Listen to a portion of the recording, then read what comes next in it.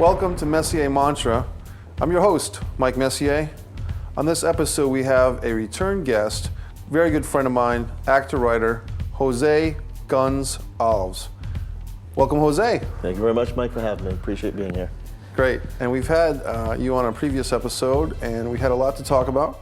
Yes. And on this episode, we have even more to talk about. So let's get into it. Excellent. Now, we talked about, just off camera, if the opportunity arises, you're going to seize the day, and you're going to check out your New York cities, your Los Angeles, maybe, something like Chicago. Whatever comes up. Now, as an actor, primarily, and also as a writer, but how do you see that focus coming into fruition? I know you've been getting some support from a mutual friend of ours up in Boston area. But how do you see that coming together? The writing part of it? Well, the acting part of it, more so. The acting part of it. With regard to how my momentum is as an actor? Well, I think I mentioned in the last show that I've started to slow down and pretty much shut down on some of I haven't done any auditions around here for the past few months because I'm trying to finish up with the projects that I have going on around here to give me more time to go back and forth to New York. Okay. And out to LA if need be. Yes. But because that's my main focus is to get to the next stage in my career. How's that going? It's going very well. The only thing is I haven't gone yet.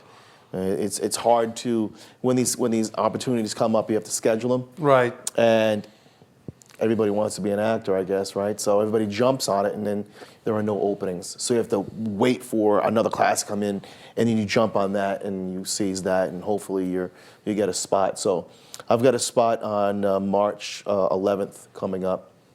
So my first time going to New York to audition for some agents. Nice. And we'll see how that goes.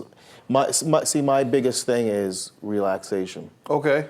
As long as I'm relaxed and I'm portraying a character that's my type or my brand, I'm fine. Okay. In fact, I can really shine as long as I'm relaxed. If I don't relax, that's my Achilles heel. Okay. Like a lot of people. Yes. Some people can act off the cuff and, they're nervous and that nervous energy works for them. Sure. For me, stillness is my greatest friend when I act. I'm a lot more intense, and that intensity seems to be one of the hallmarks, I guess, that people speak of when they see my performances. They say how intense I am. So, and that comes with my stillness. Other famous actors that are notorious for their stillness are Clint Eastwood. Okay. One of my idols, acting idols. He can say so much with doing so very little. Correct. He can give you a look and go through a range of emotions with just one simple look. And you can feel everything that he's going through. Yes. And he hasn't even said a word. Right. Which is just amazing. So that's, I'm not saying I'm Clint Eastwood, but when it comes to my style of acting, it's more of a Clint Eastwood kind of style where I'm intense but very still. Okay. Did you happen to see Gran Torino? A Clint Eastwood film? Great movie. Okay. So for those who have it or haven't seen it, I'll probably give it away. Turn on your volume for 30 seconds, folks. In Gran Torino, it's a very interesting film, and at the end, Eastwood kind of has a sacrificial lamb thing, or almost a Christ-like Messiah thing, where he basically sacrifices his own life, his own body, for the sake of a little girl and her family. And he basically puts himself in front of this gang, and I think what he did was he pulls out his fingers or something. Oh, was it a lighter? Yeah, he was going to pull out a lighter. He's like, oh, you guys are And he takes the hit. He takes a series of bullets, which, for anybody is going to be painful, obviously. And he basically sacrifices his life. And in that sequence, he doesn't make a grandstand Al Pacino. I love Al Pacino, too. But he doesn't make a grandstand Al Pacino or Jack Nicholson in Cuckoo's Nest speech. He plays Clint Eastwood, where it's just a silent movement. Very little movement. And it really makes the whole movie come together. Absolutely. And what you're talking about, I think, is in that ballpark. And as people who know us know that I've cast you in Yes. several good pieces. And in one piece we had, which is a work in progress, we had a scenario on a late Saturday night, 12 midnight, 1 in the morning. Yeah.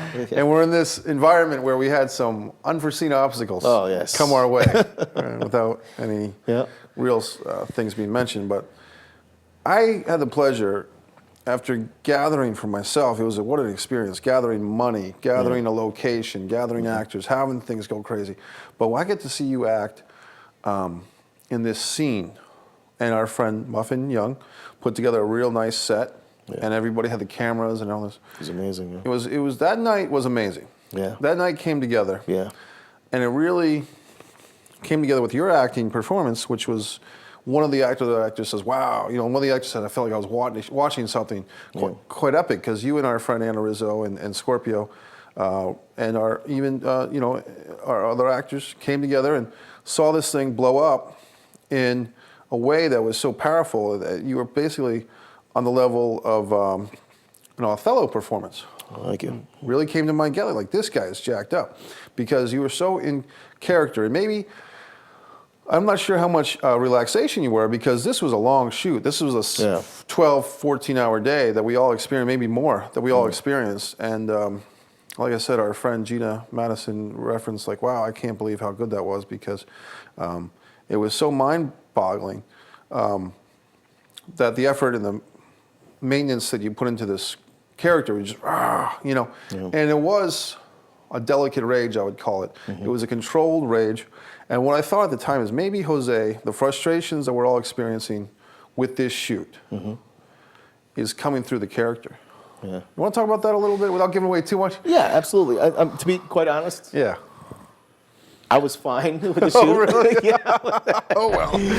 I mean, there goes my theory. I've been on sets where things don't, most sets that I'm on, things don't go according to schedule, according to plan. It's always, even these big, huge, like if I happen to do some stand-in work or extra work on a set in a big Hollywood budget movie, things get dragged out and things don't happen, and he's stuck here, or this can't happen, or we're gonna switch to that. You guys go over there now, it's, So all the sets have the same things. Maybe that set had a little bit more, but that didn't bother me. Yeah. There was a lot of time I had to myself to get myself to a certain place where that character needed to be for that part of the piece. And I don't mind, it's not a trick, a lot of actors do this. I read a script, and I'm a very musical person. Yeah. So I'll go through and I'll kind of build a soundtrack for my character, not for the film, but a soundtrack for the character that I'm going to be playing.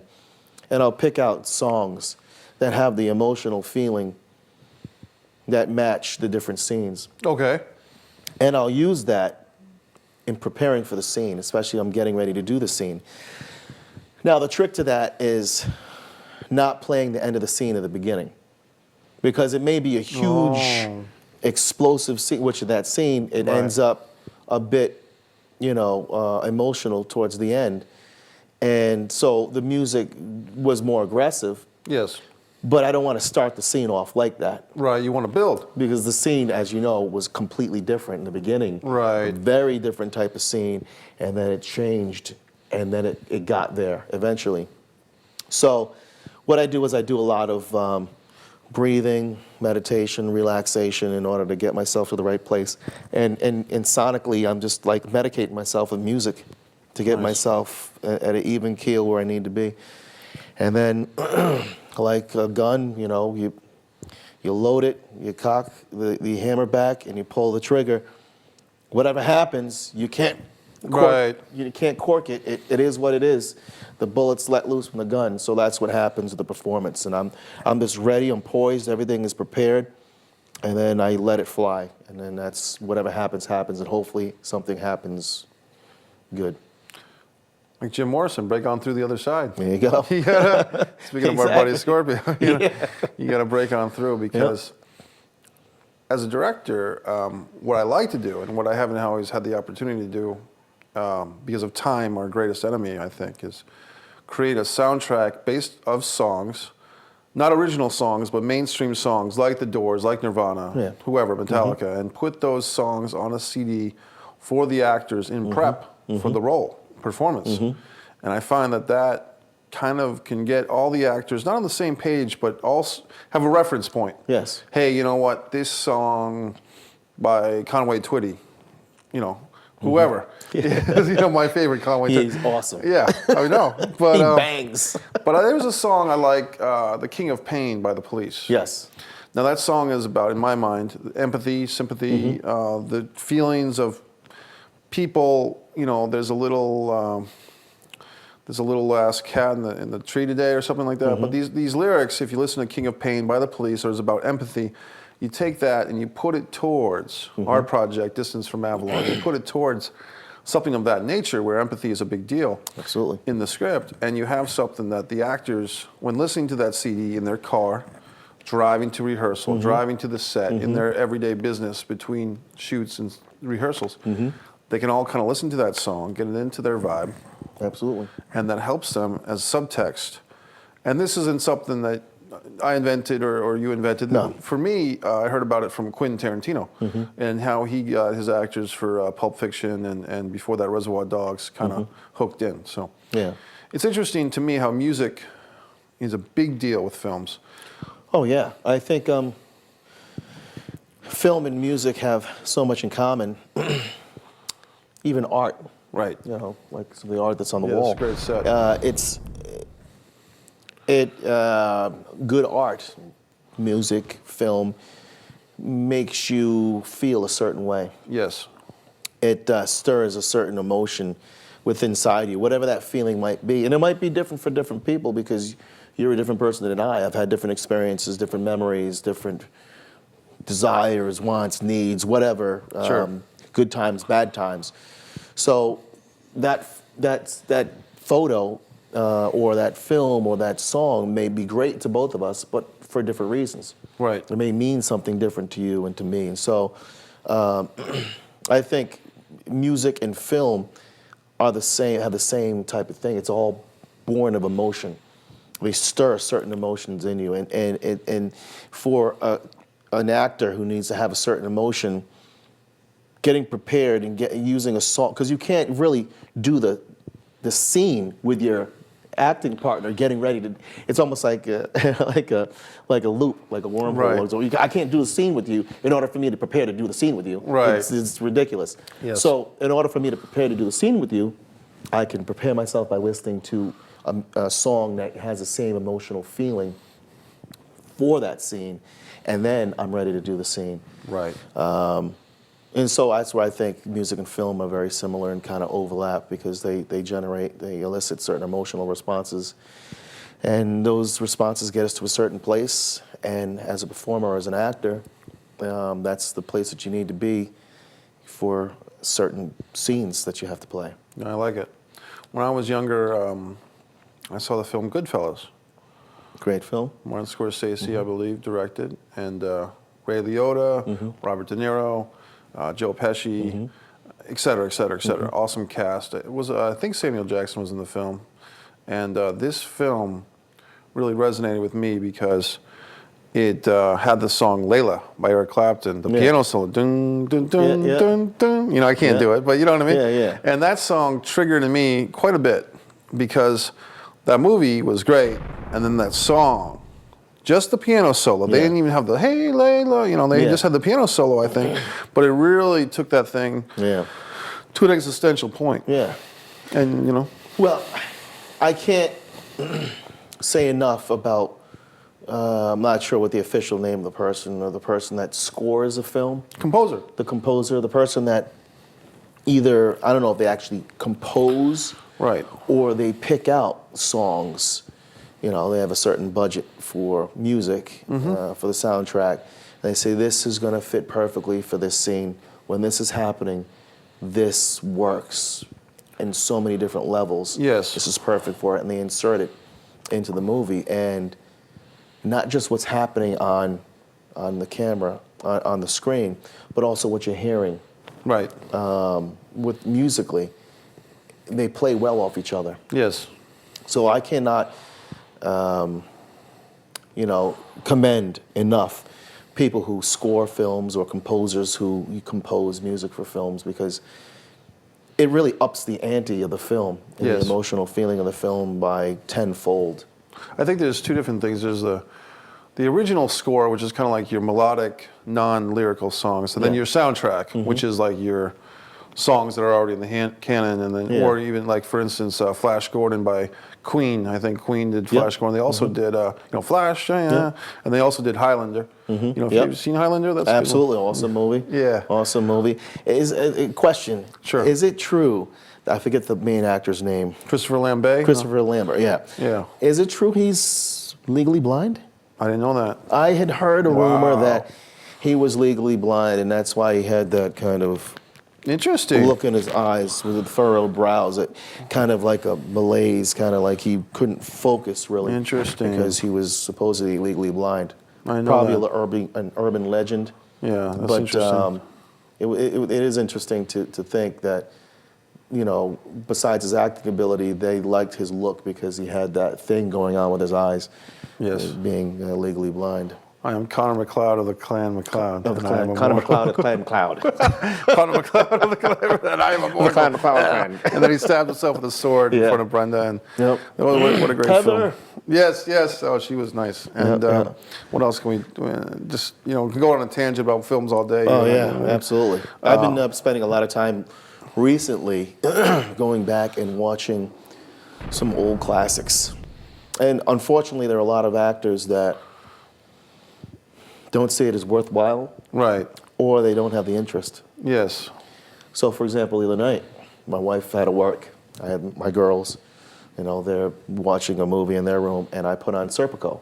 Okay. Al Pacino. Yeah. From the 70s, and I'm like, wow. It's Right. just seeing the difference in police cars. Right. It's like, really, wow. You could see how time has passed that way by. And now they're driving in Chargers. Wow. And I forget the other cars that they have that look really advanced, like sports cars. Right. But they're really boxy looking police cars back then. Yes. But you can see how great Al Pacino was as an actor as a younger man. Oh, yeah. And he wasn't the yelling necessarily Al Right. Pacino. Everybody was like, ah, when he's Yeah, yelling and stuff.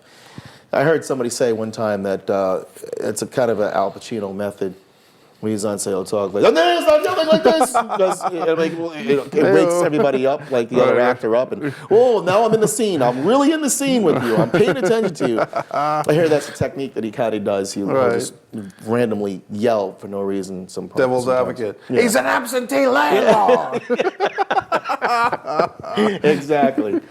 Exactly. Look, but don't touch. Look, but don't touch. Touch, but don't taste.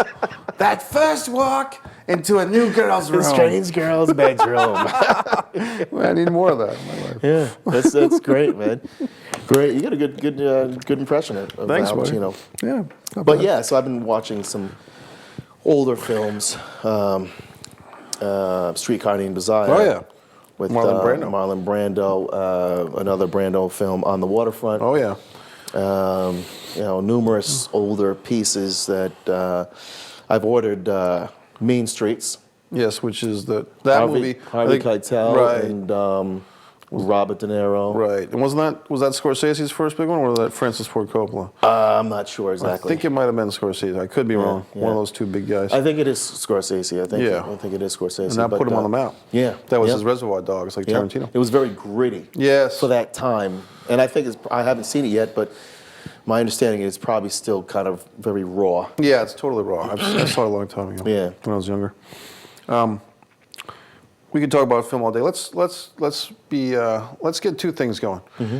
We talk about the Messier Mantra. Now, last episode you did have a nice mantra. Do you have another one for us? And if go ahead. Another mantra. Yes.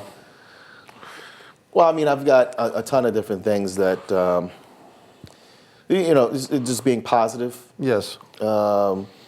What's the sense of being negative? And I mean, there's so many people I just saw this cool documentary called Generation Iron. Okay, yes.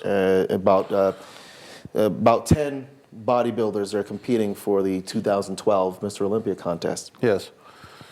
And basically these guys have all different philosophies on their approach to bodybuilding. And the mantra that I have basically has to deal with being positive and not being negative. Correct. And the reason for that is there are so many people that say that they're an actor or they want to be an actor. It's nice if you're a hobbyist actor, you know, right. after work or on weekends, you're like a weekend warrior actor. Right. But one of the guys, Kai Green, who's a monster at 275 pounds on stage, 5% less body fat, he said on this Generation Iron movie, he said, you know, I'm a professional at what I do.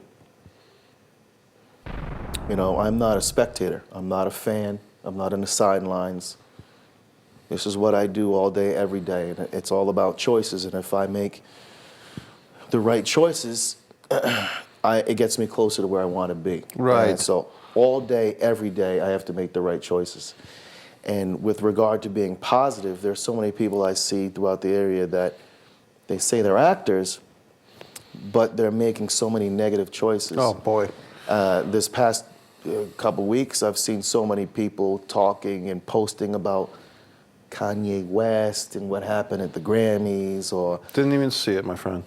President Obama and whatever his policies are. And Right. All right, if you're a politician or you're going to be a politician, Sure. whatever.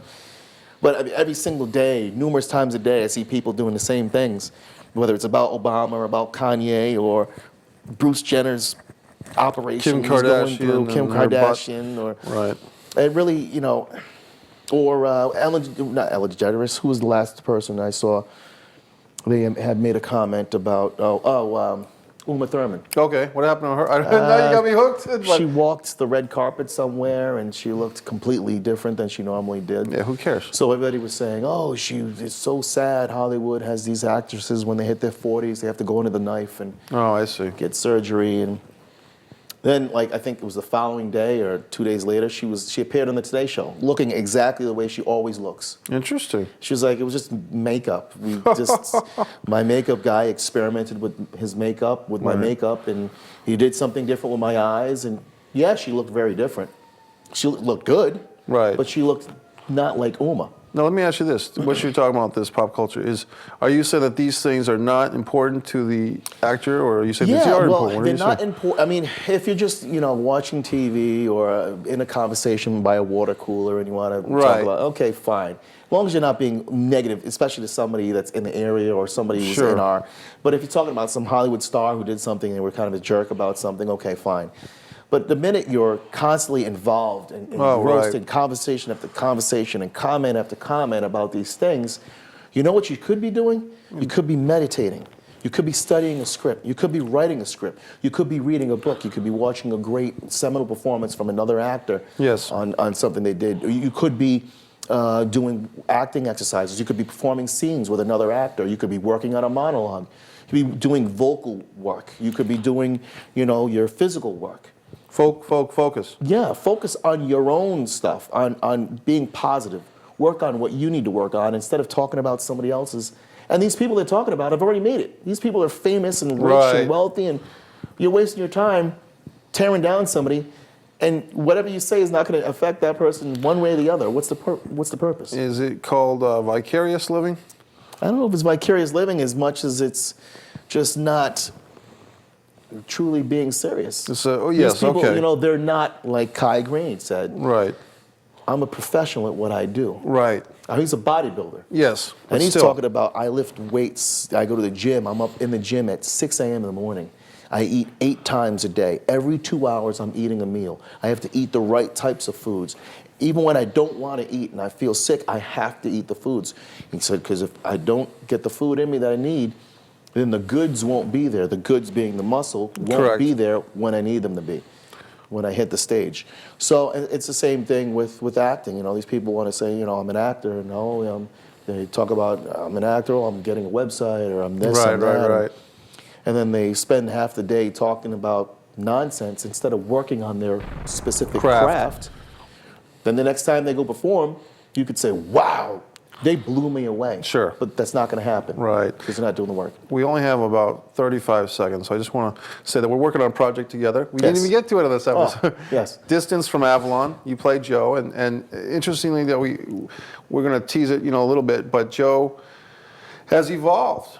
Yes. The character from when we originally started is he's becoming like a brain surgeon. Yes. In my mind, he's Yes. becoming this humanitarian of epic proportions. So we'll get into that. People want to check out MikeMessier.com. Excellent. And we'll have our own website for Distance from Avalon. And we want to thank everyone involved in that team.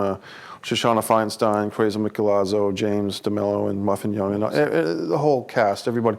But you and I are going to work on that together. And absolutely. Too bad we didn't get to talk about it. We'll talk about it next time. A lot of great, talented people involved in that project. So yes. Lucky to be part of it. Jose Guns Alves. Thank you very much, Mike. Thank you.